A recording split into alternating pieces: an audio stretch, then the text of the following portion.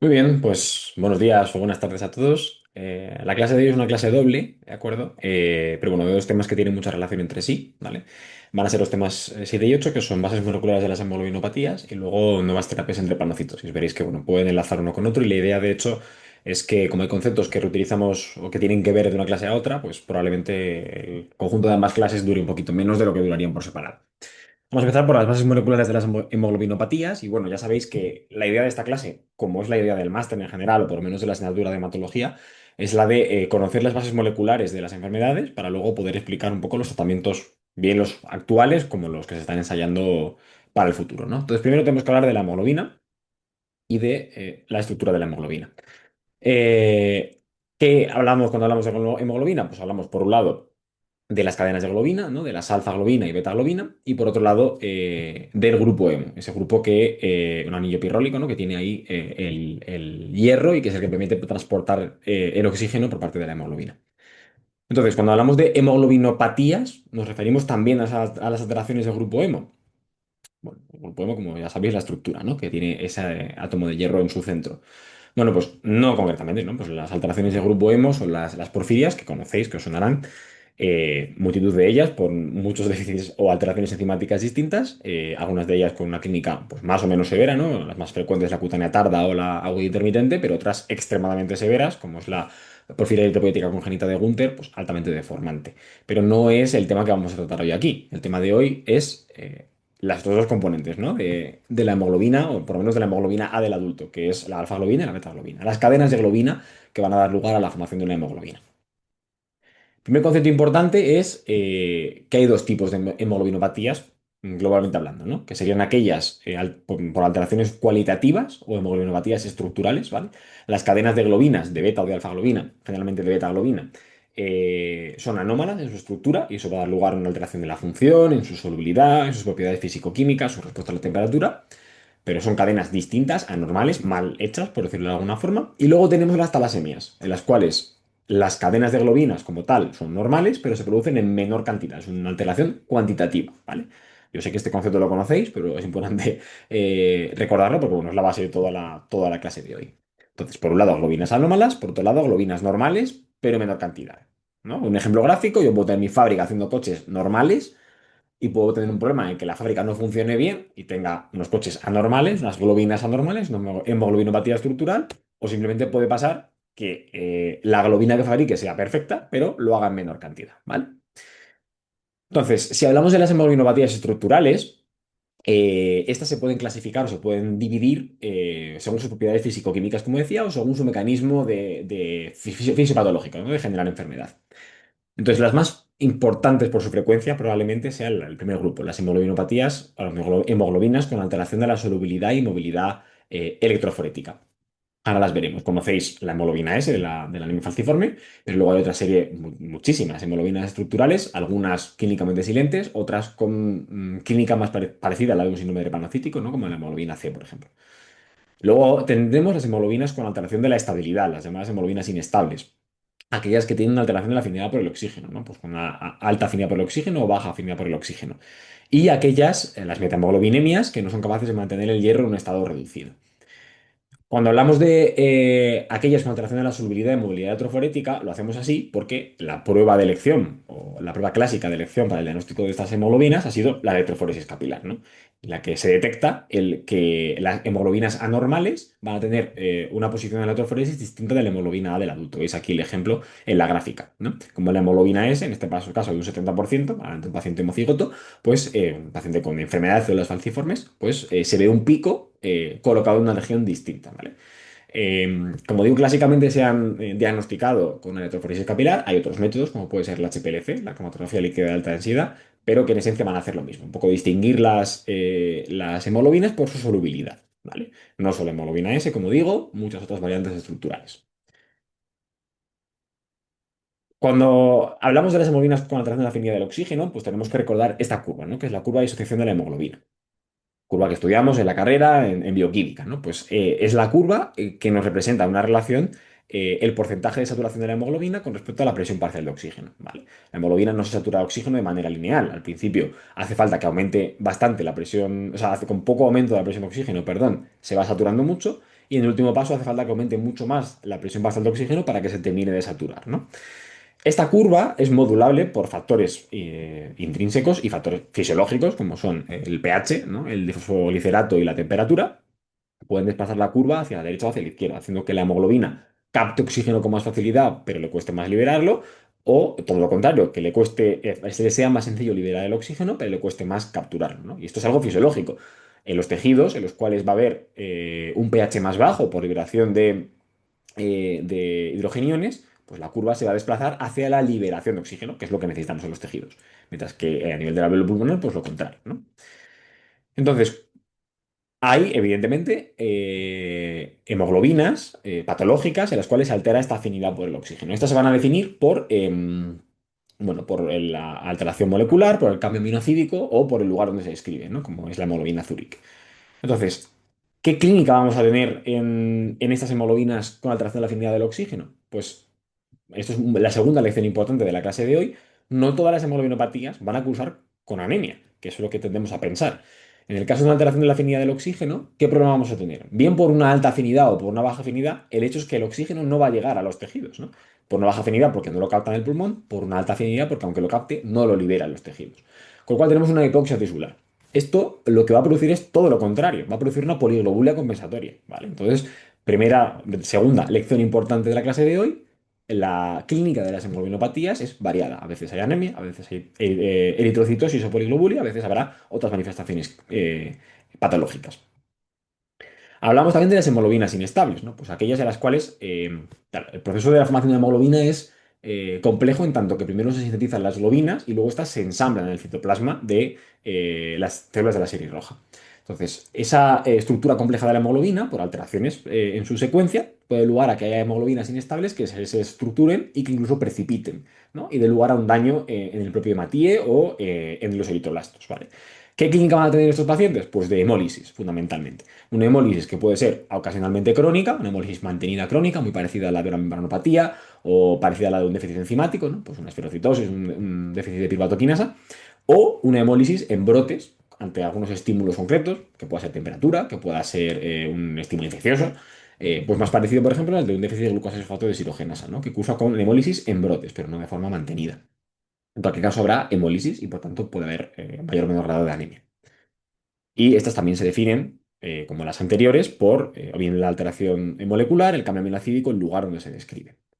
Y luego, por último, tenemos el otro grupo de hemoglobinas estructurales, que son las metahemoglobinemias, aquellas que no son capaces de mantener el hierro en estado reducido. Entonces, estas lo que van a tener también es una gran dificultad para captar y liberar oxígeno, con lo cual la clínica pues, va a ser similar a la de aquellas que tienen alteración de la afinidad del oxígeno. Las conoceréis sobre todo las metamoglobinemia, las adquiridas por fármacos, ¿no? Por ejemplo, el óxido nítrico y ese tipo de cosas, pero hay metamoglobinemia hereditarias, aunque he de decir que son extremadamente raras, ¿vale?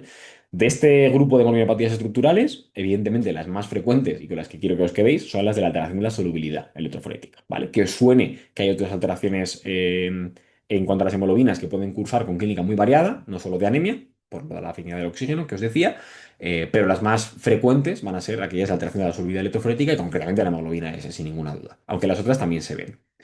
Vale. Entonces, ¿cómo era o cómo es el diagnóstico de las hemoliopatías estructurales? Bueno, pues partíamos del cuadro clínico y hemos dicho que eso nos ayuda mucho a diferenciar, ¿no? Si sospechamos hemoglobinopatía. Y lo clásico era hacer diagnóstico pues, por pruebas funcionales o fenotípicas, ¿no? Pues, por ejemplo, evaluar la falciformación, un test de falciformación, someter una extensión de sangre periférica a una hipoxia y ver cómo falciforman los hematíes. Hacer electroforesis, que esto se sigue haciendo y es la primera etapa en el diagnóstico de una hemoglobinopatía estructural con alteración de la solubilidad. Electroforesis o HPLC o ambos, ¿no? En función del laboratorio que lo haga. Para aquellas que tienen alteración son inestables o hay alteración de la afinidad del oxígeno, pues bueno, había pruebas que existen, funcionales, como los test de termostabilidad o pruebas de escribir la curva y sujeción de la hemoglobina concreta que del paciente, que son, bueno, son funcionales, nos escriben muy bien qué está ocurriendo en vivo, pero son técnicas difíciles, son técnicas poco reproducibles entre laboratorios y son técnicas poco disponibles también, ¿vale? Esto era lo clásico y luego, después de describir el fenotipo del paciente, se hacía la secuenciación, ¿eh? Por la técnica que queráis, del gen de la globina afectada. Hoy en día, esto, como en muchas otras entidades genéticas, cambia un poco, ¿no? Se tiende a hacer el diagnóstico genético primero, ¿vale? Bien, pues por un exoma, un panel NGS customizado para hemoglobinopatías, lo que queráis. Y una vez hallamos la alteración genética que corresponda, si es conocida y es una variante, en caso de una variante puntual, ¿no? Pues una variante que sea conocida patogénica o probablemente patogénica, pues tendremos escrita la enfermedad. Sin embargo, si es una variante de significado incierto, pues ahí tendremos que probar la patogenicidad de esa variante. Y ahí volveríamos a los test funcionales que os he comentado antes, ¿no? Entonces sería primero genética y luego si me hace falta el resto de test. Es un poco el cambio de paradigma, ¿no? Darle la vuelta un poco a todo. Y tenemos también, decíamos antes, las hemoglobinopatías por alteraciones cuantitativas, que son las talasemias, ¿no? Aquellas en las cuales las globinas son normales estructuralmente, pero se producen en menos cantidad. Vale, cuando hablamos de las globinas, hemos hablado sobre todo de alfa y beta, pero hay otras globinas, ¿no? Porque hay varias hemoglobinas a lo largo de la vida del individuo. Esto también lo conocéis. Sabéis que desde la primera etapa embrionaria se empiezan a fabricar hemoglobinas, pero son hemoglobinas embrionarias, ¿vale? Como la Gower 1, la Gower 2 o la Portland, que veis que tienen unas secuencias distintas, unas cadenas de globinas distintas a las hemoglobinas de los adultos, ¿no? Pues, por ejemplo, la Gower, que son cadenas Z, cadenas Epsilon, la Gower 2, que ya son cadenas alfa, que veis que se sintetiza casi desde el principio de la vida embrionaria, eh, veis que aparece prácticamente desde el principio, ¿no? Las cadenas alfa-globina, pues ya la Gower 2 tendrá cadenas alfa y cadenas epsilon. Y la Portland, ¿no? Con las zeta y las gamma. Las hemoglobinas embrionarias, sobre todo las Gower 1 y 2, pues caen muy rápido, porque desaparecen muy rápido la síntesis de esas cadenas de globinas. Y durante la etapa embrionaria, la hemoglobina principal va a ser la hemoglobina fetal, compuesta por dos cadenas alfa y dos gamma. Ya en la edad adulta, la hemoglobina fetal, bueno, se deja prácticamente al nacimiento, o un poquito antes incluso, de transcribir la cadena de gamma globina y se ve sustituida paulatinamente por la beta globina. A los 6 meses, la hemoglobina fetal es prácticamente ya normal para parámetros adultos, por debajo de un 1%, y al año prácticamente todos tienen una hemoglobina fetal ya pues, prácticamente muy bajita, ¿no? Siendo la hemoglobina mayoritaria del adulto la A1. Hay otra hemoglobina minoritaria en el adulto, que es la A2, que también conocéis, que está formada por dos cadenas alfa y dos delta, ¿vale? Estos no os preocupéis porque lo vamos a ir repasando luego cuando entremos en la patología. Vale. Entonces, muchas cadenas de globina distintas. eh, y esto, bueno, pues tenemos que hablar de la estructura del clúster beta dentro del cromosoma 16, ¿vale? Del clúster alfa, perdón, no del clúster beta dentro del cromosoma 16. Es decir, yo tengo genes que me codifican para la alfa-globina dentro del cromosoma 16. Tengo además dos, concretamente, que esto es un poco una particularidad de los genes alfa, ¿vale? Así como para el resto de cadenas de globinas tenemos una copia de cada gen por haplotipo, o sea, una del padre y una de la madre. En el caso de los genes alfa tenemos dos copias por haplotipo. Tenemos el doble de información genética. Dos genes alfa por padre, dos genes alfa por madre. Los genes alfa, llamados alfa 1 y alfa 2, estos de aquí, son estructuralmente idénticos, pero se transcriben de forma distinta. Alfa 2 se transcribe en mayor cantidad que alfa 1, de manera normal, ¿vale? Pero esto quedaos con que son lo mismo, ¿vale? Son dos genes alfa. Pero también tenemos otros genes, como puede ser Z, que decíamos por aquí, ¿no? De la hemoglobina Gower 1. Todos estos forman parte del clúster alfa, dentro del cromosoma 16. Y si nos fijamos concretamente en el gen alfa, vemos que tiene una estructura pues muy, muy parecida a la que va a tener luego la estructura, quiero decir, el gen beta, ¿vale? Con intrones y exones.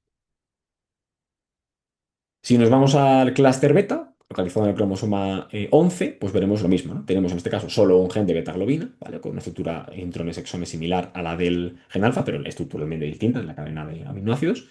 Y luego tenemos otras globinas que se engloban dentro del clúster beta, como son epsilon o delta, que veíamos pues, epsilon en la hemoglobina embrionaria también, ¿no? En la Gower, y delta en la hemoglobina A2. Entonces, como resumen, lo que tenemos es clúster del gen alfa en el cromosoma 16, formado por todos estos genes dentro de la alfa globina y similares, y clúster beta en el cromosoma 11, formado por la beta globina y otras globinas similares, delta o epsilon, ¿vale? La estructura pues, va a tener estos tres exones y dos intrones y va a tener una región promotora que en el momento de transcribirse la globina pues, va a hacer un loop y va a empezar la transcripción del gen. Transcripción con exones e intrones, luego se da lugar al procesamiento con el splicing, eliminación de los intrones, todo lo conocéis de cualquier otro gen, ¿no? Y por último, este ARN ya maduro se va a traducir en la formación de la proteína. ¿Vale? Y bueno, pues la estructura que decíamos, ¿no? Los tres exones y dos intrones. Aunque luego la secuencia como tal es distinta. Entonces, una vez tenemos esas globinas transcritas en el citoplasma del eritroblasto, que empieza a fabricarlas, pues claro, no se fabrica la hemoglobina entera de manera inmediata, se fabrican las globinas que luego se van a ensamblar, ¿vale? Y hasta que esas globinas se ensamblan, pues tenemos un punto, podríamos decir, crítico, ¿no? ¿Por qué? Porque las globinas por sí solas, separadas, pueden dar lugar a un daño oxidativo en el hematíe porque pueden precipitar, ¿vale? Entonces, las betas globinas tienen una ventaja respecto a las alfa, que es que se pueden combinar en homotetrámeros, es decir, en lugar de hacer una hemoglobina, mientras esperan a su partner alfa que aún les falta, esa hemoglobina alfa o globina alfa que no se ha fabricado aún, esas beta globinas sueltas se pueden juntar en tetrámeros de 4 beta globinas. Esos tetrámeros de 4 beta globinas no son funcionales como hemoglobina, pero son solubles y no precipitan. Por tanto, no van a dar lugar a clínica en el hematíe o en el eritroblasto. En cambio, las cadenas alfa, las globinas alfa, no se pueden combinar entre sí en cuatro cadenas alfa con un homotetamero alfa, ¿no? Entonces necesitan de la acción de una proteína, que es la proteína estabilizadora de cadenas alfa de la globina, que lo que va a hacer es capturar esas alfa globinas hasta que hay una beta globina disponible con la que emparejarse, ¿no? Por decirlo de alguna forma sencilla. Entonces, esta proteína estabilizadora va como a tamponar la posible acción patológica de las cadenas alfa libres, que sería la de que podrían precipitar y dar lugar, porque estas sí que son insolubles, pero podrían precipitar y dar lugar a un daño oxidativo en el hematíe. Todo esto va a estar regulado por factores de descripción como GATA1, que está muy implicado en la hematopoiesis en general, OCT1 o EKLF. Entonces, ya si nos metemos en la patología, en la alfa-talasemia, por la que vamos a empezar, pues, ¿cómo es una talasemia, una alfa-talasemia? Pues lo que va a ser es una pérdida de material genético, ¿vale? Primera cosa importante que lo va a diferenciar de las beta-talasemias. Aquí lo que tenemos son normalmente grandes o pequeñas delecciones, pero en cualquier caso, delecciones. La línea roja implica pérdida de material genético en esta delección típica, que podamos deleccionar pues mayor o menor cantidad de material genético, ¿vale? Hay algunas grandes delecciones, como esas de aquí, que deleccionan prácticamente todo el clúster alfa, ¿vale? Pues podemos perder toda la información genética, no solamente de alfa-globina, sino también, por ejemplo, de zeta, pero no son las más frecuentes. Las más frecuentes son, en nuestro medio por lo menos, la alfa 4.2 y la 3.7, que son delecciones, hacen referencia al número de kilopares de bases que se pierden, ¿vale? Y veis en los que se pierde, pues, o un gen alfa o uno y un poco del otro, ¿vale? O sea, menos pérdida de material genético y solamente afectando, en este caso, habitualmente, a los genes alfa. ¿Vale? Es la más frecuente en nuestro medio que ya sabéis que las alfa-talasemias, bueno, las talasemias en general, tienen una distribución sobre todo en el área mediterránea y poblaciones descendientes del área mediterránea, a ambos lados del Mediterráneo. La dirección que os comentaba, la 3.7, que es de las más frecuentes en nuestro medio, y aquí tenemos que preguntarnos por qué ocurre esta delección. ¿Es algo puramente aleatorio? Bueno, pues se sabe, se piensa que tiene relación o el momento de origen de la delección va a ser una división meiótica anormal, ¿vale? Una división meiótica en la formación del gameto, cuando es una alteración de novo, quiero decir, en la cual el material genético no se va a intercruzar las hebras correctamente, no se van a parear correctamente, ¿vale? Y a la división lo que vamos a tener es que uno de las dos hebras hijas de DNA van a tener solo una copia de alfa, ¿vale? Porque se ha perdido la otra. Pero esa otra no ha desaparecido en el éter, no se ha deshecho. Lo que ha ocurrido es que ha ido al otro brazo. Entonces, tendremos, por un lado, una cadena de DNA con un solo gen alfa en lugar de dos, y tendremos una cadena de DNA con tres genes alfa en lugar de dos, ¿vale? Con lo cual, es tan frecuente la alfa-talasemia por delección 3.7 como la triplicación alfa por ganancia de ese material genético. Es verdad que la triplicación alfa por sí sola generalmente no da clínica, pero combinada con otras alteraciones puede contribuir al síndrome talasémico. Luego lo vamos a ver, ¿vale? Y sobre todo que es igual de frecuente que la otra alteración. Ocurre lo mismo con la 4.2, ¿no? Pues lo mismo, hay triplicaciones alfa como delecciones 4.2. Y esto es distinto en la beta-talasemia. En la beta-talasemia, las alteraciones genéticas más frecuentes no van a ser grandes delecciones, ¿vale?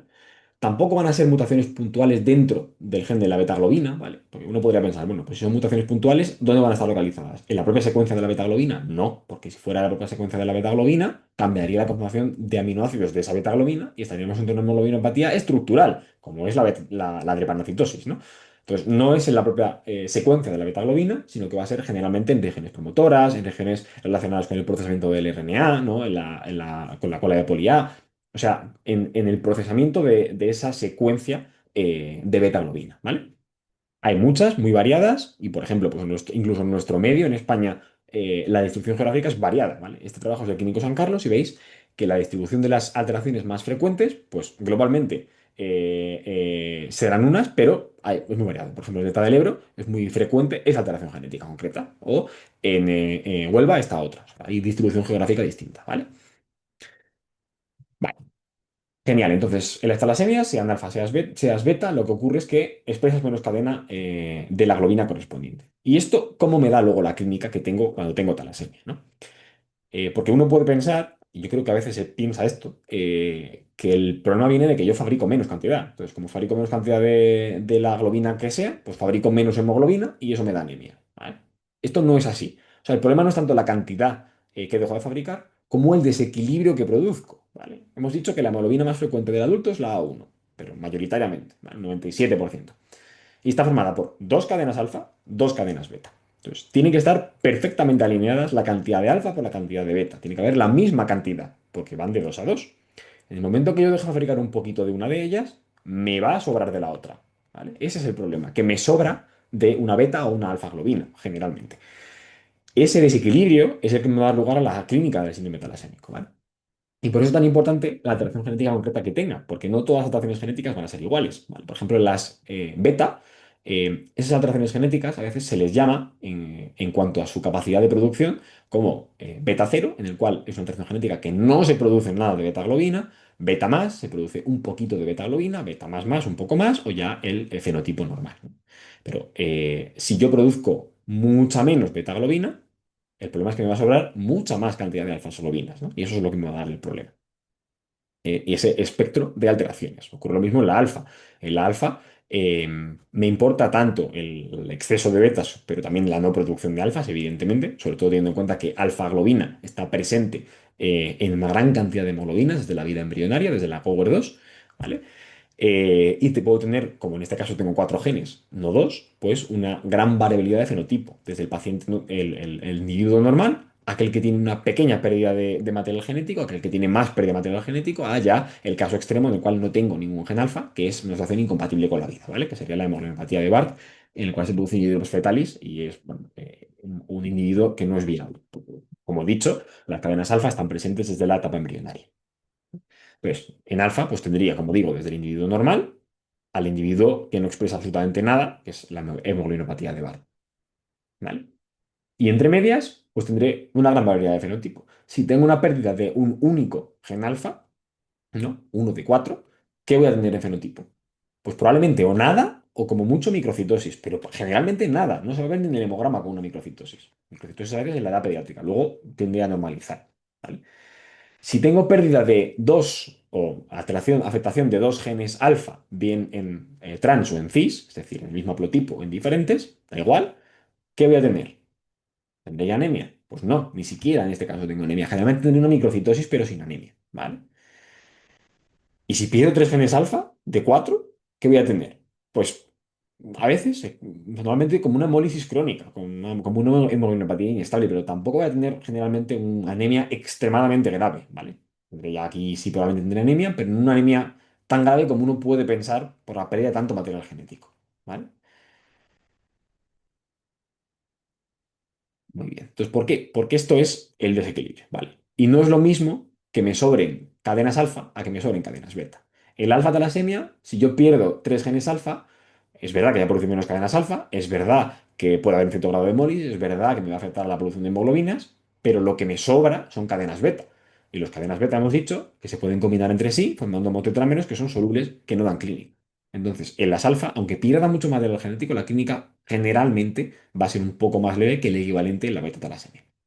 ¿Por qué? Porque en la beta-talasemia ocurre lo contrario. En la beta-talasemia tendremos pérdida de material genético en cuanto a beta, generalmente mutaciones puntuales, no pérdida de material genético, perdón, mutaciones puntuales que me van a hacer que produzca menos beta-globina y esto me va a dar lugar a un exceso de cadenas alfa, que ahí es el problema fundamental, ¿no? Me va a dar lugar a que precipiten, que formen, den lugar a un daño oxidativo de Mathieu y eso dé lugar a una hemólisis de los eritroblastos en la médula ósea, que es lo que se conoce como eritropoiesis ineficaz, ¿no?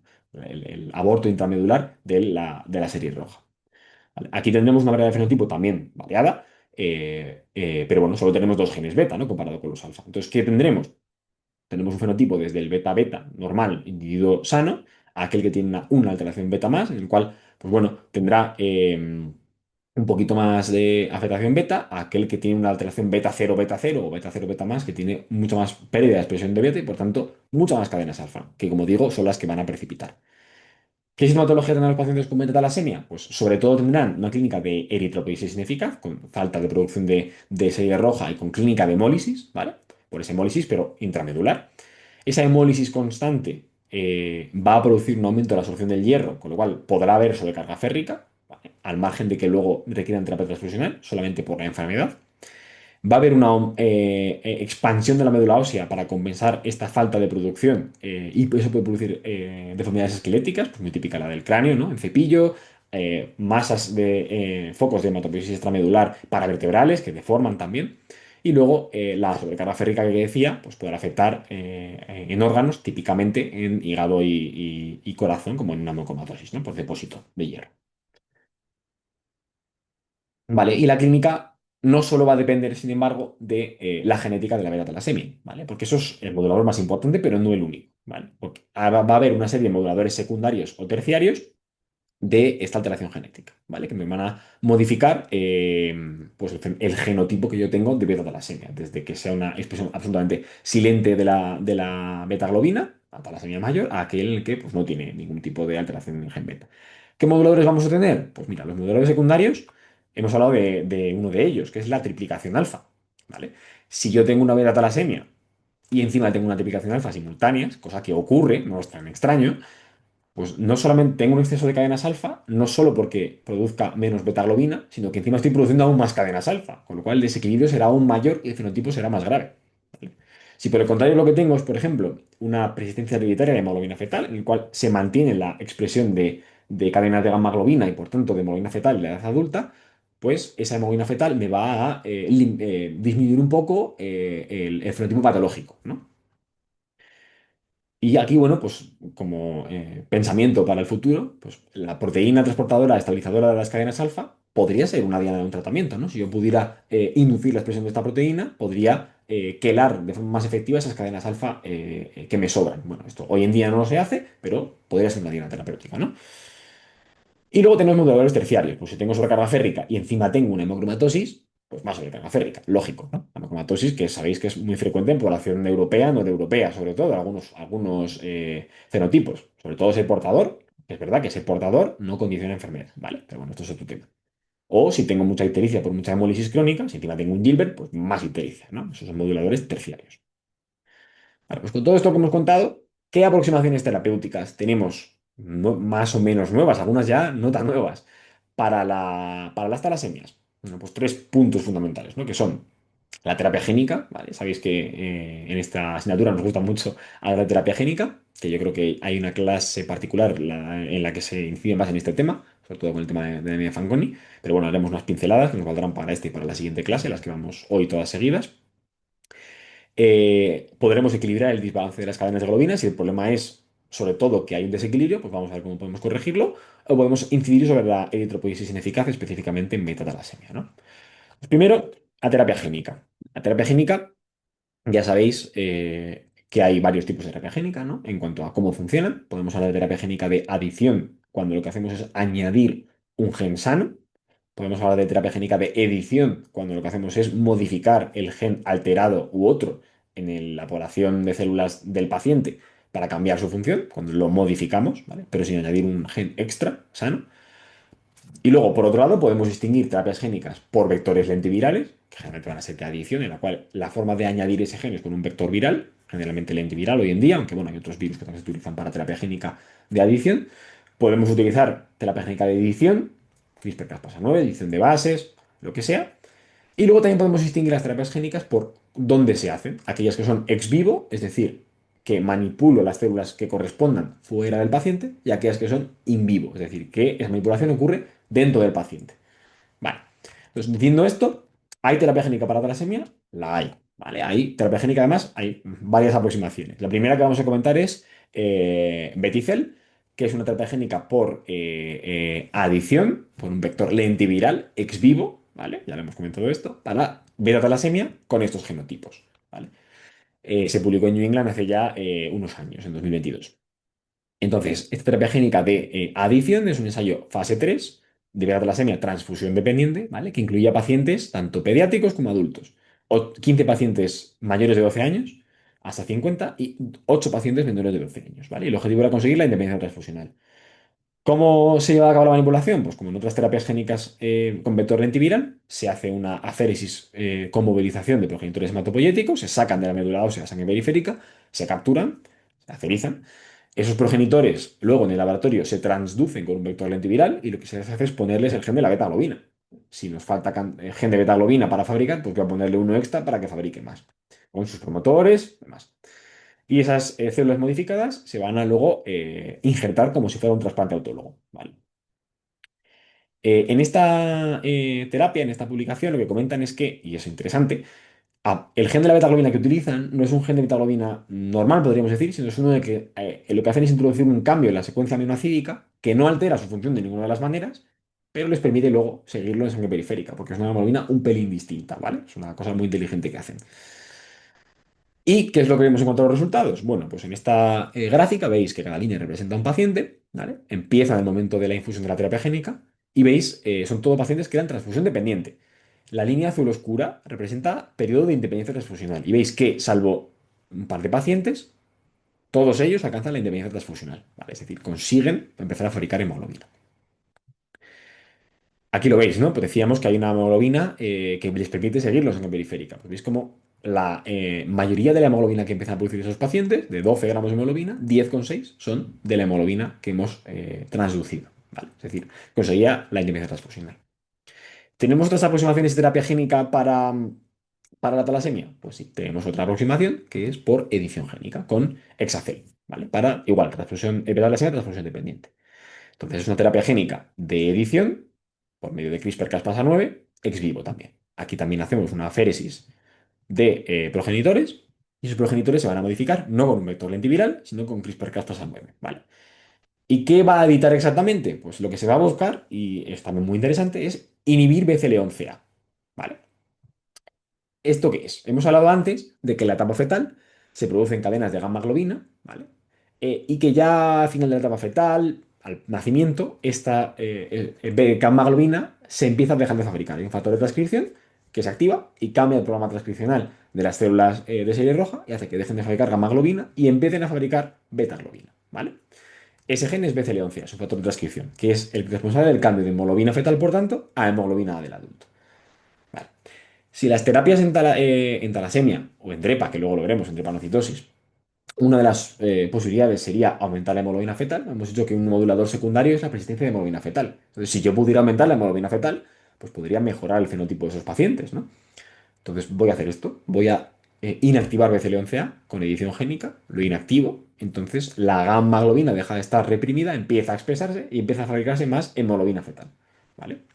El objetivo de esta terapia en talasemia era conseguir la independencia transfusional, ¿vale? Y veis aquí los pacientes, cada línea es un paciente, eh, veis que son pacientes de transfusión dependiente, cada puntito morado es una transfusión, este es el punto en el que se infunde la terapia y todos estos pacientes, salvo estos tres, consiguen la independencia transfusional, ¿vale? Esta terapia ha sido la primera terapia de edición génica aprobada por algún regulador, por el regulador británico hace ya 2 años. Al poco se aprobó también por la FDA y también tiene la recomendación de aprobación por parte de EMA, ¿vale? Como terapia génica para talasemia y enfermedades de los falciformes, que lo veremos en la clase siguiente, en la que va a continuación de esta. Hoy por hoy en España no tiene financiación, ¿vale? Pero bueno, veremos a ver si llega dentro de no mucho tiempo. Vale, la segunda aproximación más allá de la terapia génica es equilibrar ese desbalance de las cadenas de globinas, ¿no? Y aquí hay algo que podamos hacer. Pues bueno, hemos hablado en Hexacel, ¿no? De que aumenta la hemoglobina fetal. Y si podemos aumentar la gamma globina de otra forma, pues podemos. Tenemos la hidroxiurea, ¿no? Que sabéis de la drepanocitosis que la hidroxiurea aumenta la síntesis de hemoglobina fetal. Lo que hace es reclutar progenitores eritroides que expresan más gamma globina, más hemoglobina fetal, por tanto. Entonces, yo podría utilizar hidroxurea y se ha utilizado para equilibrar ese desbalance de hemoglobinas, ¿vale? No está en ficha técnica de hidroxurea, pero es una aproximación que se ha utilizado en talasemia. Y por último, podría disminuir la eritropoiesis ineficaz. Y aquí tenemos varios fármacos que se han intentado utilizar, como aquellos inhibidores de JAK2, análogos de la epsidina, para disminuir la sobrecarga férrica. Podemos utilizar también, bueno, otros reguladores de la insulina como TNPRS6 para reducir también esa sobrecarga férrica. Pero el fármaco que está más avanzado, que de hecho tiene indicación, es luspatercept. Entonces, luspatercept es una proteína de fusión que va a incidir sobre la superfamilia del TGF-beta, ¿vale? De forma normal, en los progenitores erytroides, como lo veis aquí, los ligandos de estos receptores de TGF-beta lo que van a hacer es activar esta cascada de señalización por el SMAP2/3, que en última instancia va a limitar la eritropoiesis, ¿vale? Limitarla.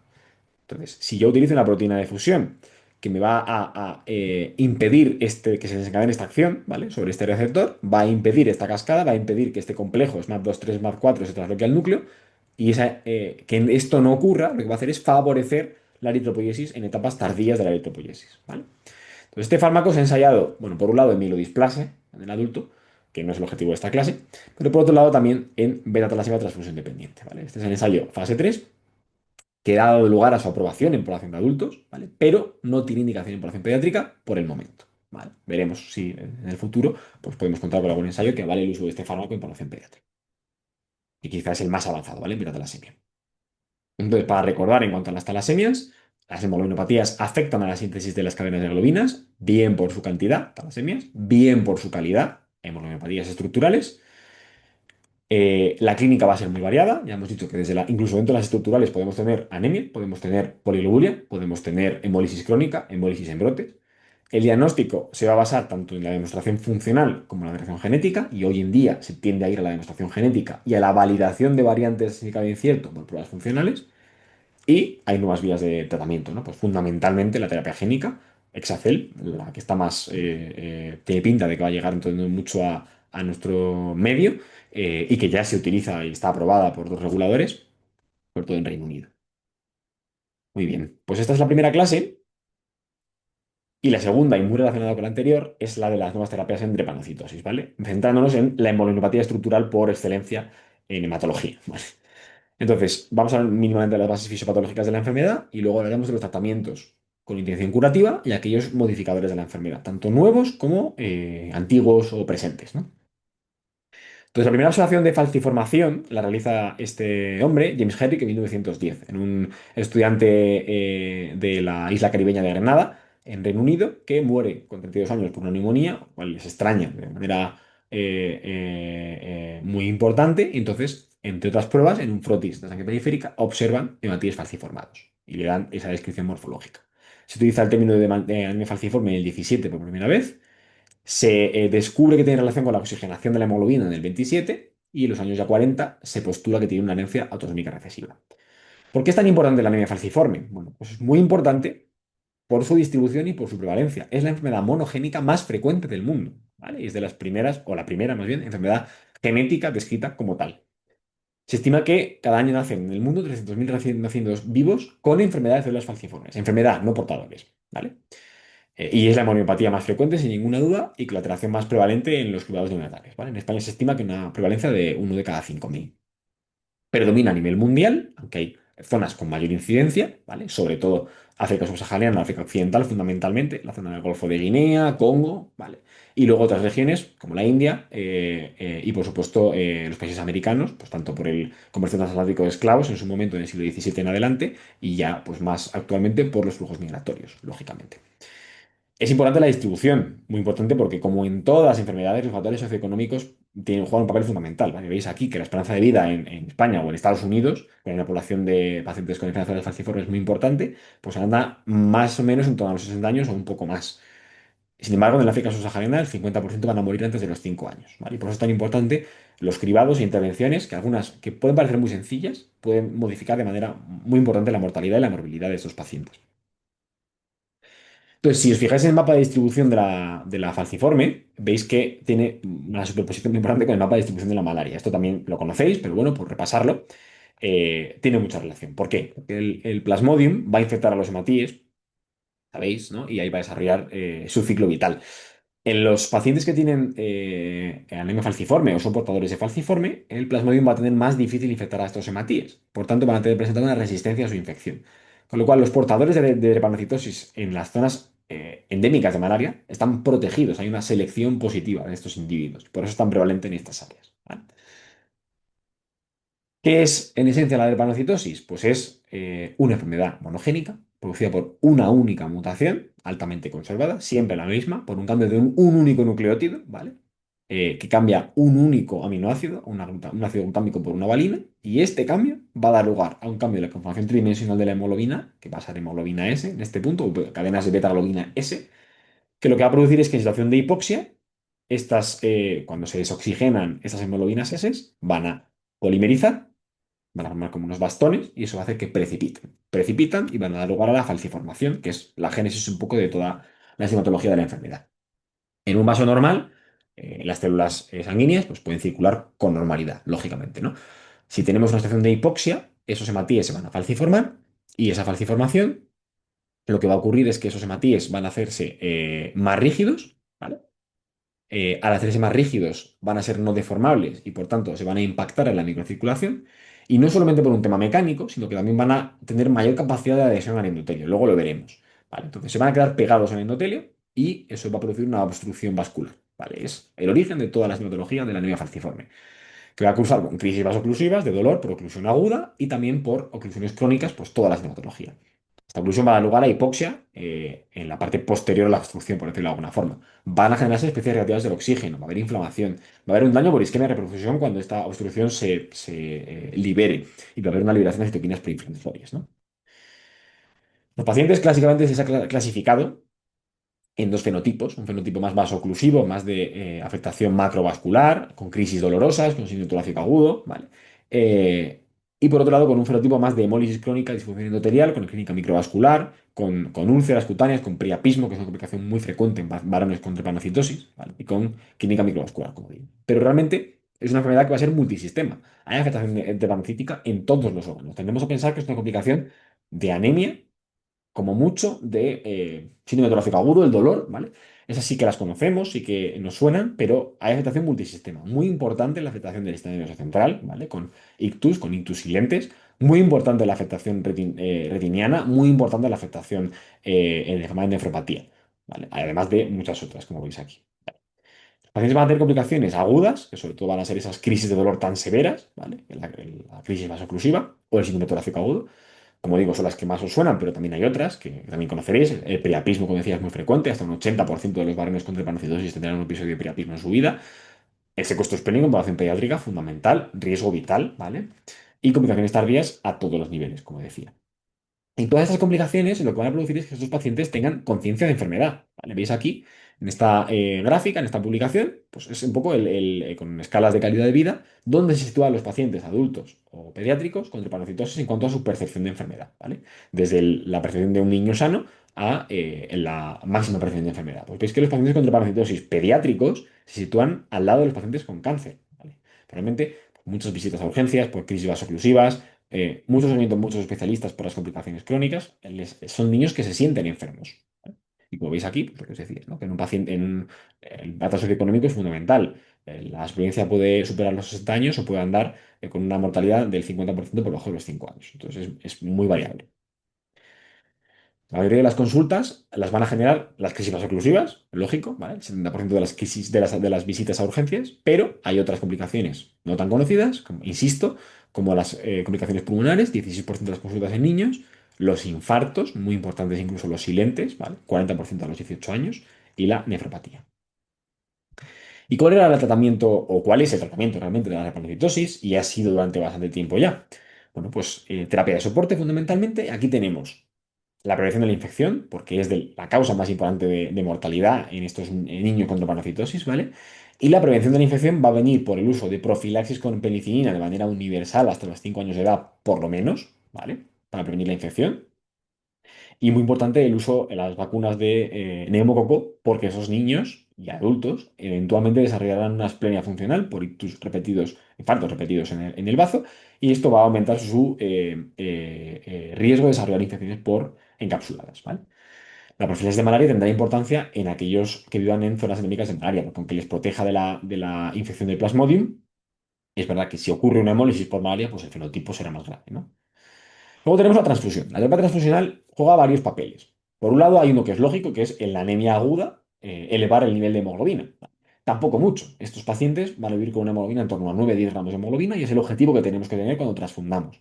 ¿Por qué no queremos aumentarlo más? Porque aumentar la hemoglobina aumentará la viscosidad de la sangre y habrá mayor riesgo de crisis vasoclusivas o complicaciones vasculares en forma de trombosis, ¿vale? Entonces, un objetivo restrictivo de transfusión.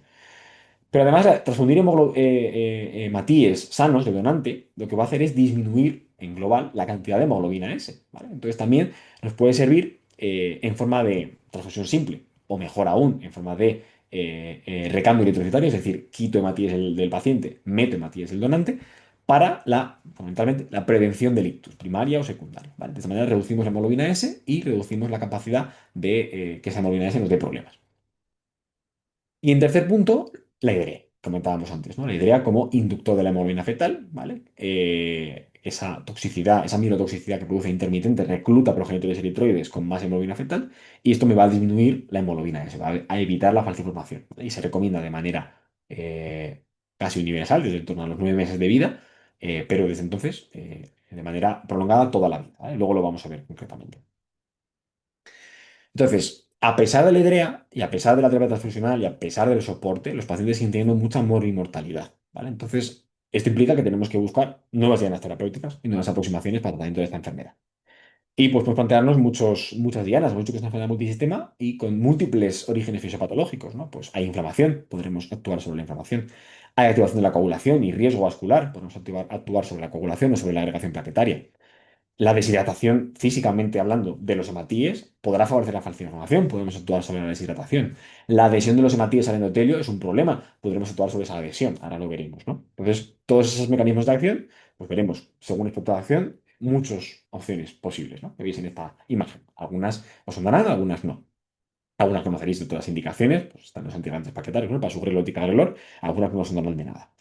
¿En cuáles nos vamos a centrar? Pues en las más importantes, en las que hay más bibliografía, que son estas tres que os señalo aquí. Voxelotor, ¿vale? Como agente que actúa sobre la desoxigenación y por tanto polimerización de la hemoglobina S. L-glutamina, que va a actuar a nivel del estrés oxidativo que sufre el progenitor eritroide. Y luego crizanlizumab, que va a actuar sobre la adhesión de hematíes y leucocitaria sobre el endotelio vascular, ¿vale? Tenemos que tener muy en cuenta, esto es en todas las enfermedades, lógicamente, pero luego veréis por qué digo esto, que las terapias pueden tener efectos secundarios y que el riesgo que podemos asumir va a depender del beneficio que nos aporten, ¿no? Entonces, esto es algo que tenemos que tener muy en cuenta y que luego vamos a ver lo importante que es cuando valoremos los ensayos clínicos de estas terapias. ¿Vale? Si me es capaz de modificar la enfermedad o curarme la enfermedad, pues estaré dispuesto a asumir más riesgos que si solo me van a aliviar síntomas, ¿no? Entonces, los tratamientos los podemos distinguir, por un lado, por si son de intención curativa o solamente me modifican síntomas. Si son de intención curativa, aquí tenemos dos aproximaciones, que son el trasplante de progenitores hematopoyéticos y la terapia génica. El trasplante, porque como en toda hemoglobinopatía, si existe una alteración, una enfermedad hematológica, alguien la ha trasplantado, ¿no? Pues el trasplante alogénico en células falciformes existe y tiene indicación, ¿vale? Y tiene indicación, pero el problema que vamos a tener es la selección muy cuidadosa de a quién trasplantar, ¿vale? Y sobre todo teniendo en cuenta las fuentes de donantes disponibles. ¿Por qué? Porque es una enfermedad con baja mortalidad, a pesar de todo, en nuestros medios. Una enfermedad con baja mortalidad, pero mucha morbilidad, ¿vale? Y porque el trasplante es un procedimiento que ya sabéis que tiene una toxicidad relacionada con el procedimiento pues, alta, con un riesgo de mortalidad importante en función del donante, ¿no? Y riesgo de complicaciones como es la enfermedad de Heto contra receptor. En DREPA, lo que sabemos en drepanocitosis es que en los trasplantes de hermanos HL idénticos la supervivencia es muy buena, ¿vale? Pero en un tipo de donantes, pues es poco conocida. Entonces hay que ajustarlo muy bien. Como digo, la experiencia en donante emparentado idéntico, en hermano emparentado idéntico, eh, es muy buena. Tenemos esta publicación de 1.000 pacientes trasplantados de hermano HL idéntico, en el cual veis que la supervivencia global es de un 95%, es decir, es asumible, con una supervivencia libre de progresión de un 81% y una tasa de AIDS del 13%. ¿Vale? Esto, bueno, no va a ser así en otro tipo de trasplantes, ¿vale? ¿Qué problema tenemos en el trasplante en drepanocitosis? Pues uno fundamental es la disponibilidad de donantes, ¿vale? Donante emparentado idéntico implica tener un hermano idéntico y que no tenga drepanocitosis, ¿vale? Nos valdría el paciente portador, el donante portador, perdón, pero no nos valdría un donante enfermo, evidentemente. Entonces, puede ser difícil en familias cada vez más pequeñas encontrar un donante que cumpla todas esas características. La selección de donante, por lo tanto, se nos complica cuando buscamos un donante familiar. Y bueno, uno podría pensar, bueno, pues tenemos unos haploidénticos, ¿no? Hoy en día se hacen cada vez más, hay estrategias de reducción de la enfermedad gente contra receptor variadas, ciclo familiar post-trasplante, en las manipulaciones ex vivo, y esto pues podría mejorar los resultados. Pues sí, pero no hay tanta experiencia en haploidéntico en falciforme como en otras entidades, ¿vale? Y por otro lado tenemos la terapia génica que nos elimina por completo la necesidad de un donante compatible, y luego lo vamos a ver, ¿no? Entonces, el trasplante de donante compatible, donante hermano HL idéntico, ¿vale? Es la terapia curativa estándar. Es la única estándar. Tenemos el problema de la disponibilidad del donante, que es inferior al 20%. Los donantes no emparentados idénticos y los donantes haploidénticos son donantes alternativos en este procedimiento, ¿vale? Y no son estándar, porque tienen riesgo de ICR, y aunque en el haplo con depleción de alfa beta C19, pues se ha visto que eso aumenta mucho la posibilidad de disponer de un donante, evidentemente, ¿vale? Y tiene bajas tasas de AIDS, hay evidencia aún limitada al respecto, ¿vale? Y el problema lo tenemos aún más, que no solamente necesitamos, no tenemos muy claro si podremos trasplantar estas fuentes alternativas, sino que además tampoco tenemos muy claro a quién trasplantar, ¿vale? Entonces, en general, ¿a qué paciente con drepanocytosis vamos a trasplantar? A pacientes con menos de 17 años, lo que sí se sabe es que a edad más temprana mejor resultado del trasplante, pero esto ocurre en muchas enfermedades, con hermano HL idéntico disponible, y que haya tenido o un accidente cerebrovascular, por ejemplo, en prevención secundaria, es indicación de trasplante, o que haya tenido un accidente cerebrovascular pero silente, una alteración en el doble transcraneal, los signos torácicos agudos recurrentes, las crisis vasoclusivas recurrentes, o ya complicaciones crónicas, como el EPOC o la nefropatía falciforme, ¿vale? Pacientes más mayores, 17 a 35 años, pacientes con donantes alternativos, haplos o no emparentados, serán terapias dentro del ensayo clínico, ¿vale? No serán terapias estándar. La única estándar, insisto, es el hermano HL idéntico. Vale. En cuanto a terapias curativas, tenemos otras, aparte de el trasplante de progenitores, tenemos también la terapia génica. Entonces, la terapia génica, no voy a insistir en esto que ya le hemos comentado antes, de adición y edición, ¿vale? Sí que una pincelada de los vectores antivirales, que antes lo he comentado. Las terapias de adición con vectores virales inicialmente empezaron con retrovirus y luego se evolucionó al uso del antivirus por mayor seguridad, ¿vale? En los vectores virales tenemos dos problemas fundamentales, que son, por un lado, tengo una limitación en función del virus que utilice en cuanto al tamaño del gen que puedo incorporar. Parece que existe dentro de un vacío en la secuencia genética y no ocupan espacio. Entonces no puedo, hay genes que pueden ser muy grandes y no pueden caber en un vector lentiviral. Eso por un lado. Pero luego, por otro lado, y más importante, el riesgo que supone las terapias con vectores lentivirales, ¿vale? Cuando el virus introduce el gen en la célula diana, ese gen se puede insertar en varias localizaciones. Entonces, si tengo la mala suerte de que ese gen se inserte, por ejemplo, en un gen supresor de tumores, en medio, y me lo elimine, o se inserte adyacente a un gen, un botón cogen y empiece a transcribirlo, pues puede haber mutagénesis insercional que dé lugar a neoplasias, ¿vale? Es el riesgo de ese tipo de terapias génicas, que es bajo, pero que existe y que está escrito en terapias tan frecuentes y tan conocidas como la terapia CAR, ¿vale? Lo habréis visto. Entonces, bueno, es un riesgo que existe, ¿vale? Entonces, no insistiré en los vectores, que ya lo hemos comentado antes, pero en drepanocitosis tenemos ambas estrategias. Tenemos la estrategia de adición con vector lentiviral, con lentiglobin, ¿vale? Parecido a lo que hablábamos antes en talasemia, pues añadimos el gen y en este caso vemos que los pacientes incluidos, que son esta lista de aquí, eran todos pacientes con crisis vasoclusivas antes de la infusión y posinfusión ninguno tiene crisis vasoclusivas, ¿vale? Y por otro lado tenemos la edición génica con CRISPR-Cas9. Y de nuevo tenemos aquí también la misma terapia génica que habíamos visto, que habíamos comentado antes en talasemia, que es Exacel, ¿vale? Que también tiene la indicación y aprobación en anemia falciforme, no solo en talasemia, por los reguladores, por la FDA y por el regulador británico. Y la recomendación de aprobación por parte de la EMA, de nuevo, tampoco está disponible hoy por hoy en España para esta indicación, no está financiado, desde luego. Entonces, en esta publicación, bueno, pues nos recuerdan el mecanismo de acción, que ya lo hemos comentado, de BCL11A, ¿no? Esa factor de transcripción que de forma normal suprime la expresión de cadenas gamma y que yo al eliminarlo, al inactivarlo, desreprimo la expresión de cadenas gamma, aumenta la hemoglobina fetal. Es decir, que es como si diera IDREA, pero con modificación genética, ¿vale? Entonces, en este ensayo, veis aquí, la gráfica de arriba es las crisis vasoclusivas, ¿vale? Los pacientes con sus crisis vasoclusivas con puntitos azules antes de la infusión y posinfusión veis que la mayoría, salvo sobre todo un paciente, pues dejan de tener crisis vasoclusivas. No solo eso, sino que si nos fijamos en la segunda gráfica, que son las hospitalizaciones por crisis vasoclusivas, evidentemente son menos, no todas las crisis vasoclusivas requieren ingreso, o no son valoradas en ingreso, por lo menos, veis que en este caso es pues, prácticamente desaparece, salvo en un paciente una, desaparecen las hospitalizaciones, ¿vale?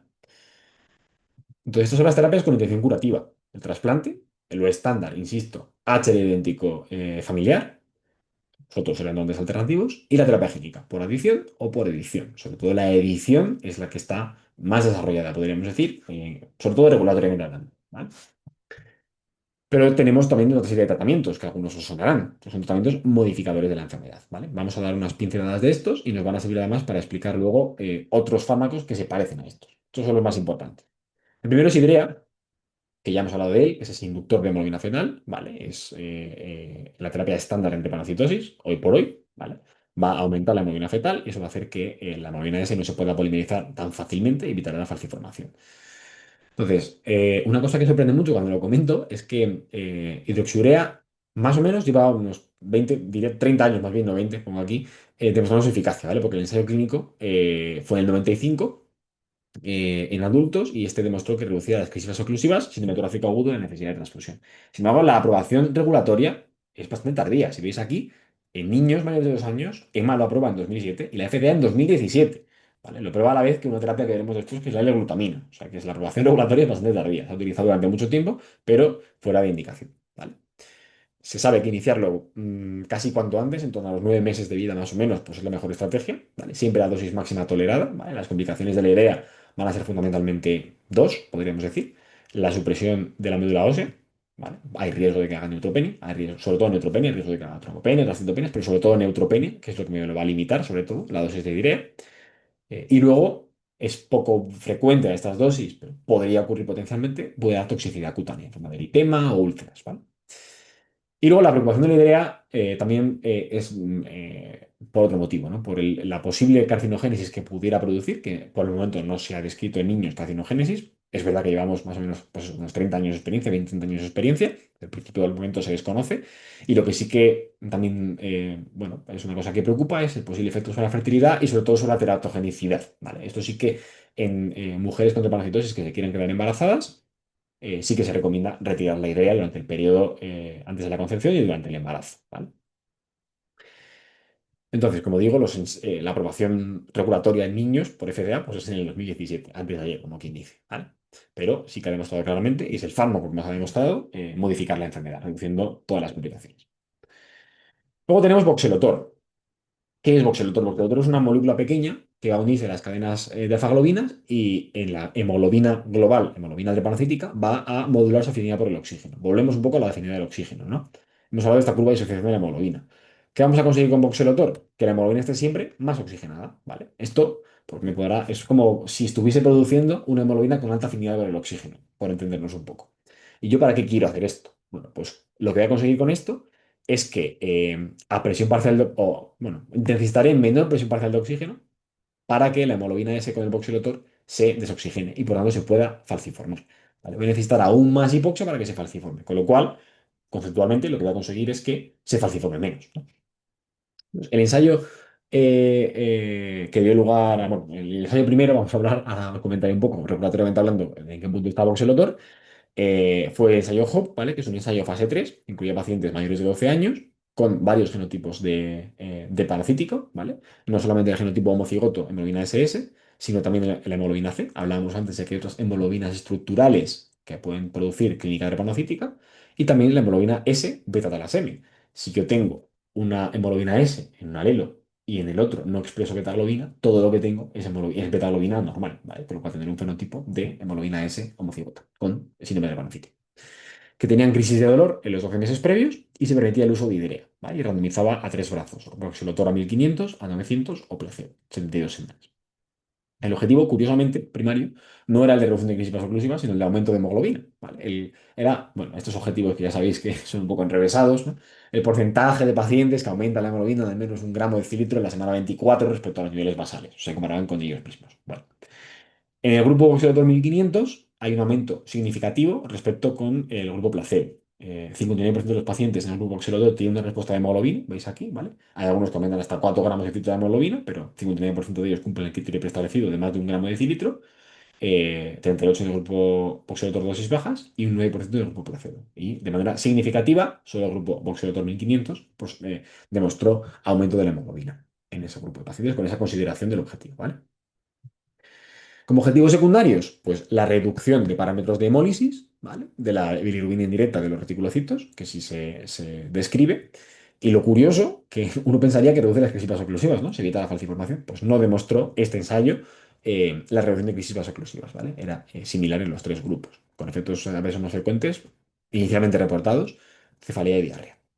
Se publicó, si no recuerdo mal, el año pasado en Lancet Hematology la fase de extensión, ¿vale? Del ensayo HOPE, que describía el seguimiento hasta la semana 72, en el cual lo que vienen a decir es que se mantiene, se confirma ese aumento de hemoglobina y no describían otros eventos adversos, ¿vale? También se comunicó en ASH hace ya 2 años.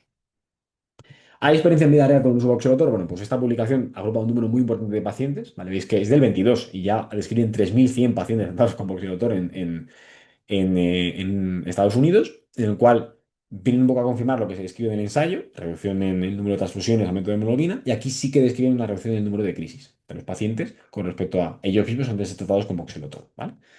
Entonces, con estas consideraciones, esta evidencia, pues voxelotor fue aprobado por FDA en 2019 para mayores de 12 años para aumentar la hemoglobina, ¿vale? Con o sin vitrea. EMA no llegó a aprobarlo en ningún momento. Y la FDA acabó retirando voxelotor. ¿Vale? ¿Por qué? Porque en los estudios post-comercialización se observó más crisis vasoclusivas y más muertes en los brazos voxelotor que lo que había descrito con placebo o en el grupo estándar de pacientes. ¿Vale? Eso es incongruente con lo que había en el ensayo. Entonces, esta alerma hizo que el regulador retirara voxelotor y hoy por hoy no está comercializado ni en Estados Unidos ni en Europa. Hay ensayos en marcha con voxelotor en combinación hoy en día. Veremos a ver a dónde llega, pero hoy por hoy no se puede utilizar. El segundo fármaco es crizanlizumab, ¿vale? Crizanlizumab es un inhibidor de la P-selectina, ¿vale? Lo vais a entender muy bien con este gráfico. Hemos dicho antes que los hematíes falciformados no solo se pegan o obstruyen los vasos por su forma, sino porque expresan moléculas de adhesión, ¿vale? ¿Qué es P-selectina? Es una molécula de adhesión del endotelio que se utiliza de forma normal por los neutrófilos para la adhesión al endotelio y su extravasación a los tejidos, ¿no? Los hematíes falciformados expresan moléculas en superficie que actúan como ligandos de P-selectina, con lo cual se pueden pegar con más facilidad al endotelio. Y aquí entra crizanlizumab. Crizanlizumab es un anticuerpo monoclonal anti-P-selectina que va a bloquear la unión de esos hematíes a el endotelio, con lo cual reduciría la adhesión, reduciría las crisis, sería un poco la idea, ¿no? Entonces, el ensayo que dio lugar a la aprobación condicionada de crizanlizumab por parte de FDA fue el ensayo SUSTAIN, que fue en fase 2. Aquí un inciso, una parte. Eh, Todos hemos estudiado, ¿no?, que los ensayos que dan lugar a la aprobación por un agente regulador son ensayos fase 3. ¿Vale? Entonces, ¿por qué se aprueban cosas con fase 2? Bueno, hace ya años que FDA creó una vía de aprobación acelerada, ¿vale?, que llaman ellos, en lo cual permiten la comercialización de fármacos con ensayos fase 2 positivos, pero condicionada a que luego en fase 3 se demuestre el beneficio que se describía en fase 2. ¿Vale? La idea es un poco permitir que haya fármacos que lleguen más rápido a los pacientes, ¿vale? Pero, como digo, siempre condicionado a que en el ensayo fase 3 se confirme el beneficio de esta terapia. Entonces, en el ensayo SUSTAIN, en el ensayo fase 2, insisto, pacientes mayores de 16 años con esos genotipos, con al menos dos crisis de dolor en los 10 meses previos, 200 pacientes con o sin idrea randomizados a recibir crizanlizumab en dos dosis distintas o placebo durante 52 semanas. ¿Y qué describen? Una reducción significativa en el grupo de dosis alta del número de placebo con respecto a ellos mismos en el año anterior, perdón, con respecto al grupo placebo. Olvidad esto último. En el grupo dosis alta, reducción del número de crisis respecto al grupo placebo, ¿vale? De casi un 50% menos de crisis.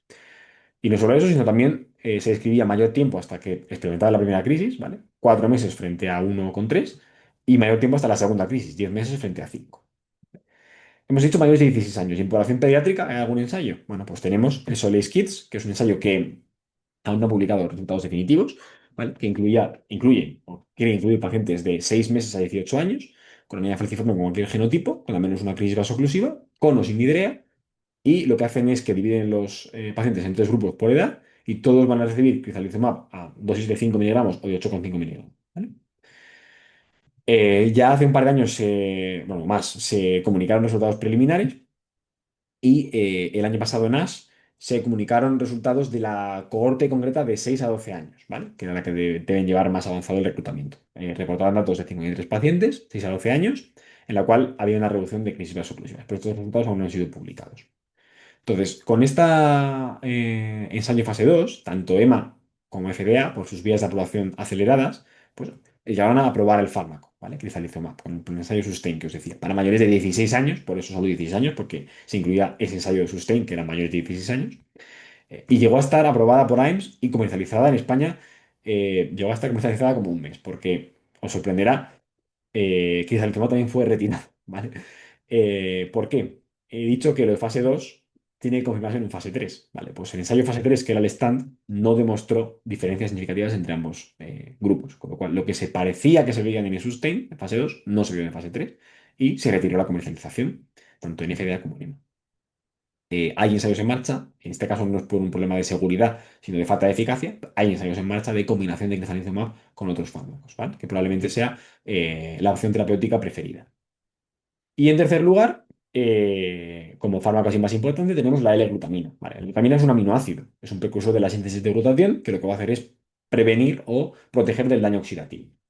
Entonces, va a reducir esos radicales libres que hablábamos al principio y va a reducir el estrés sobre la eritropoiesis. El ensayo más importante de glutamina es este, es un ensayo fase 3 de mayores de 5 años, con varios fenotipos de talasemia, con crisis vasoclusiva, en el cual se incluían 200 pacientes que se randomizaban a recibir L-glutamina administrada con la comida o placebo durante 48 semanas. Y lo que se describe es que hay una reducción del número de crisis vasoclusivas, ¿vale? Con el uso de la glutamina frente al grupo placebo. El objetivo principal era el número de crisis de dolor y veis que la mediana de crisis en el periodo de estudio de 48 semanas en el grupo placebo eran de 4 crisis, en el grupo de la glutamina era de 3 crisis, ¿vale? Y también reduce el número de hospitalizaciones de 3 a 2 de manera significativa, ¿vale? Con muy poquito efecto adverso.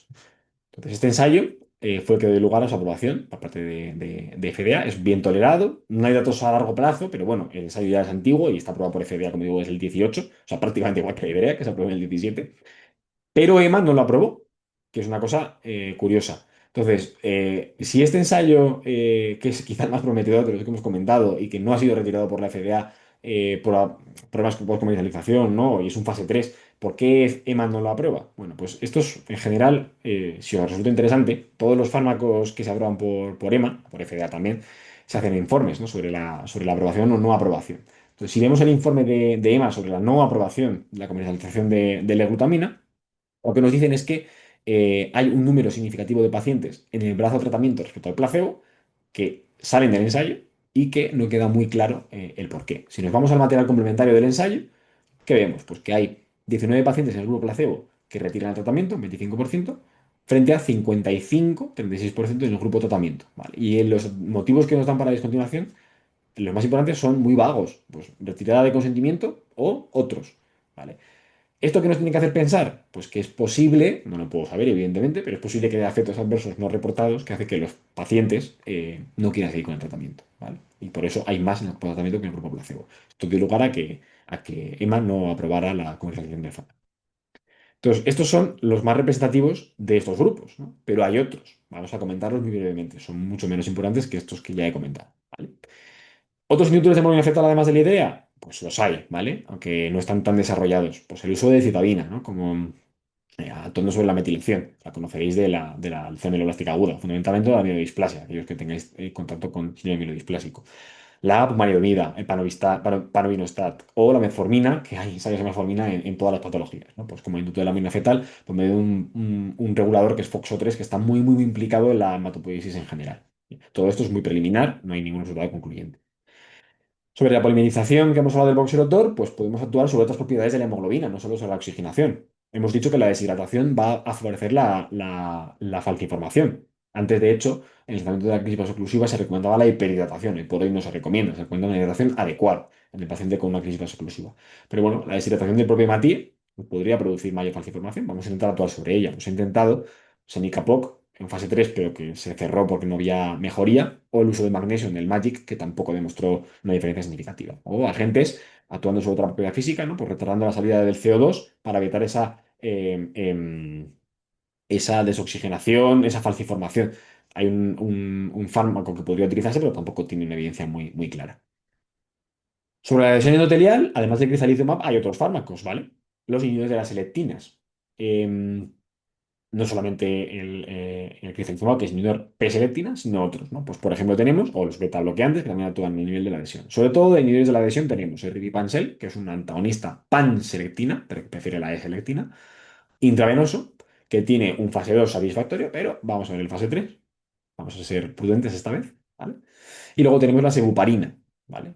Quedaos con este nombre, sebuparina, muy parecido a heparina, ¿vale? Porque es un derivado de parinoide de bajo peso molecular que no tiene actividad anticoagulante, pero sí tiene actividad antiselectina. Y es que todas las heparinas, esto es también una idea importante, la heparina sódica y las no fraccionadas, además de su capacidad anticoagulante como antifactor 2, antifactor 10, son inhibidores pan-selectina, con lo cual potencialmente podrían disminuir la adhesión endotelial. Podría ser un tratamiento incluso en la drepanocitosis, ¿no? Está en ensayo y no se ha publicado nada recientemente al respecto.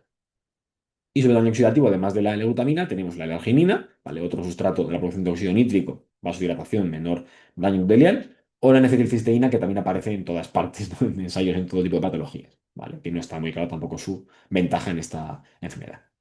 ¿Tenemos otros potenciales mecanismos de acción? Pues sí, mencionar brevemente las actividades de la piruvato quinasa, ¿vale? Las terapias antiinflamatorias y las antiagregantes o anticoagulantes. Actividades de la piruvato os sonará a algunos en mitapivat.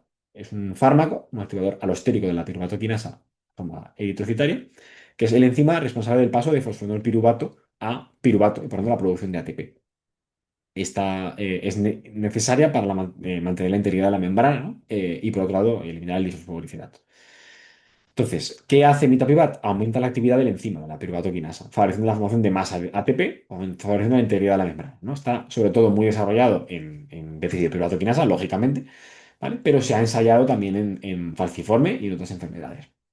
Entonces, en anemia falciforme tenemos el ensayo Estimate, que es un ensayo para mayores de 16 años, con anemia falciforme, no transfusión dependiente, que permitía el uso de urea, y que era una fase inicial de escalada y luego una fase de mitapivat a dosis fija a 52 semanas, ¿vale? De un único brazo que se comunicó en los Advances el año pasado también, en el cual describen una reducción en el número de crisis con un aumento significativo de la hemoglobina con respecto a ellos mismos en el pasado, antes del tratamiento con mitapivat.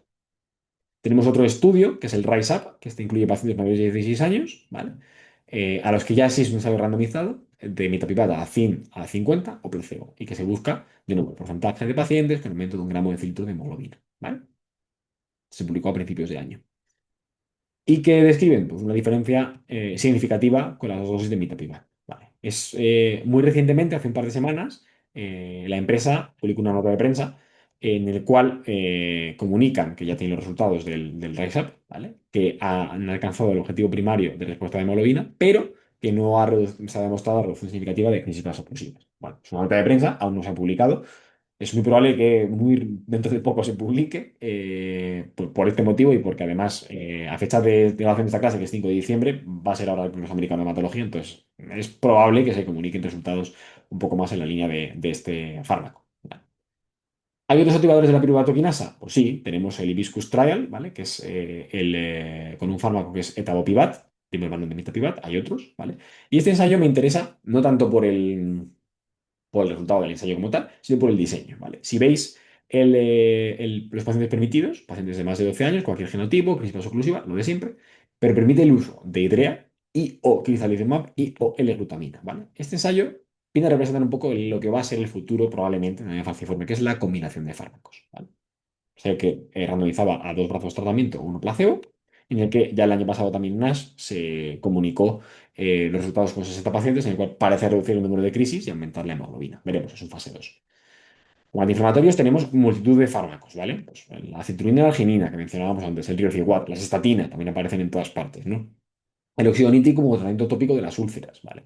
Son fármacos que probablemente no mejoren mucho los síntomas, ¿vale? Van dirigidos a disminuir un poco el dolor o el uso de opioides, que es la terapia analgésica fundamental en los pacientes con anemia falciforme con una crisis, pero probablemente su papel esté como coadyuvantes de otros fármacos modificadores de la enfermedad, ¿no? Y luego de anticoagulantes y antiagregantes plaquetarios hay multitud de ensayos, ¿vale? Con heparines, con antiagregantes, con anticoagulantes directos, ¿vale? Sobre todo la idea que tenéis que quedaros es que la enfermedad de las falciformes, todas las anemias hemolíticas, pero la enfermedad de las falciformes específicamente, condicionan un estado de hipercoagulabilidad, ¿vale? Con un aumento del riesgo de trombosis para la ciudad de la trombofilia hereditaria. Hay daño endotelial, hay hemólisis intravascular, todo eso aumenta el riesgo de trombosis. Entonces, Es una diana interesante por el riesgo que esto produce, ¿vale? En los pacientes con drepanocytosis, de morbilidad, de las trombosis. Y porque hemos dicho también que la heparina es un antipanselectina, con lo cual podría incluso modificar la enfermedad. Bueno, un poco en estudio, ¿vale? Entonces, como hay mucha incidencia, como digo, de enfermedad trombólica venosa y mucha recurrencia. ¿Hay ensayos al respecto? Hay ensayos con integrantes plaquetarios, tenemos el prasugrel, tenemos el ticagrelor, tenemos ensayos con heparinas, las no fraccionadas, los anticonceptivos de acción directa, como la pixaban y el rivaroxaban, ¿vale? Pero bueno, están un poco en estudio y desde luego no es una cosa que esté muy avanzada. ¿Qué conclusiones tenemos que sacar de esta clase? Bueno, que conocer la fisiopatología de la enfermedad nos abre toda una ventana de posibilidades de nuevas dianas terapéuticas, ¿vale? Es verdad que no todas llegan a buen puerto. Hoy por hoy, pues no tenemos una terapia nueva para falciforme en Europa. En Estados Unidos sí, la de la glutamina, pero desde la idea realmente no ha habido mucho avance, pero mucho avance concretado en fármacos nuevos, pero sí que hay avance, ¿vale? Veis aquí que a lo mejor el camino no es quizá el Mapsol, pero sí en combinación. Voxelotor, hay que ver qué está ocurriendo, evidentemente, qué ha ocurrido con esos aumentos de crisis vasooclusivas y de muertes, pero hay muchos fármacos en estudio y probablemente la combinación sí que tenga una ventaja sobre la idea sola, ¿no? Eso es un poco también la enseñanza, es el momento de usar terapias múltiples combinadas en la enfermedad de las falciformes. Recordaros que el trasplante es la terapia curativa estándar hoy por hoy, ¿vale? Cuando es de donante familiar, emparentado, hermano, HL idéntico, que todos los demás donantes son donantes alternativos, que se deben hacer en ensayo clínico, que se debe intentar trasplantar si hay que trasplantar en edad pediátrica, menos de 17 años, y que la terapia génica, pongo aquí en el futuro, pero en algunos sitios ya es el presente, ¿vale? Es una terapia que es potencialmente curativa o muy modificadora de la enfermedad para estos pacientes, ¿vale? Nada más. Espero que haya quedado todo claro. Cualquier pregunta que tengáis, como siempre, pues me la podéis hacer en el foro de la asignatura. Os pondré algún comentario en el foro para deciros en qué punto cambio de una clase a otra, para que os sea más sencillo verles por separado, si así lo queréis hacer. Y nada más, espero que vaya todo bien. Como siempre, a vuestra disposición.